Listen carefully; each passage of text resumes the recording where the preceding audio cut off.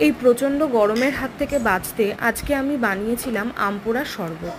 কিছুই না, বড় সাইজের দুটো আম গ্যাসে ভালো করে পুড়িয়ে নিয়েছি। সেটাকে ঠান্ডা হতে রেখে দিয়ে একটা পাত্রে কিছুটা মিছরি ভালো করে ধুয়ে জল দিয়ে ফ্রিজে রেখে দিয়েছি ঠান্ডা হতে। আমি চিনির বদলে মিছরির ব্যবহার করেছি, কারণ গরমে মিছরি পেট ঠান্ডা রাখতে সাহায্য করে।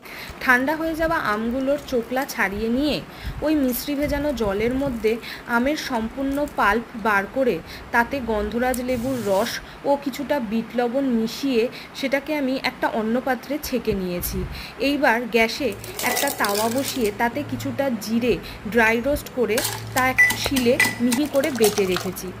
এদিকে হামালদিস্তার মধ্যে কিছুটা বরফ ও কয়েকটা পুদিনা পাতা ভালো করে ক্রাশ করে নিয়ে তা শরবতে মিশিয়ে নিয়ে বেশ কিছুটা ঠান্ডা জল শরবতে অ্যাড করে তার মধ্যে ভেজে রাখা জিরের গুঁড়ো মিশিয়ে গ্লাসে ঢেলে এবং ওপর থেকে কিছুটা ভাজা জিরের গুঁড়ো ছিটিয়ে ও একটু পুদিনা পাতা দিয়ে রেডি করে নিয়ে ঢকঢক করে খেলেই পেট ও মন দুটোরই শান্তি। তোমরাও এই গরমের হাত থেকে বাঁচতে বাড়িতে আম পোড়া শরবত বানিয়ে খাও। আর আমার এই ভিডিওটা ভালো লাগলে প্লিজ আমার চ্যানেলটাকে সাবস্ক্রাইব করে দিও।